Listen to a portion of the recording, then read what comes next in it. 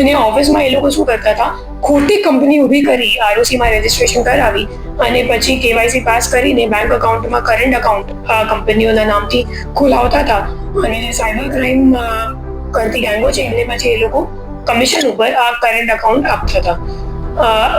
એમના પાસેથી અમે લોકોને 28 જેટલા ખાતાઓ, બેંક ખાતાઓ મળ્યું છે અને એમના 28માંથી 15 બેંક અકાઉન્ટમાં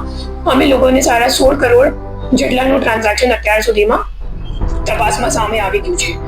એના સિવાય એ તમામ બેંક અકાઉન્ટની અમે લોકોએ જ્યારે એનસીસીઆરપી જે કમ્પ્લેન્ટ પોર્ટલ છે એમાં તપાસ કરતા ખબર પડી કે આ તમામ બેંક અકાઉન્ટ અત્યાર સુધીમાં 17 જેટલા સાયબર કમ્પ્લેન્ટ્સમાં ઓલરેડી સંડોવાયેલ છે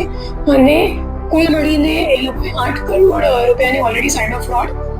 આ તમામ બેંક અકાઉન્ટમાં સાયબર ફ્રોડ રૂપિયા આવી ગયું છે 8 કરોડ જેટલું. તો એના સિવાય અમે લોકોએ જે સ્થળમાં મુદ્દામાં બીજો જે જપ્ત કર્યો છે એમાં મોબાઈલ ફોન છે, પાસબુકો છે, ચેકબુકો છે,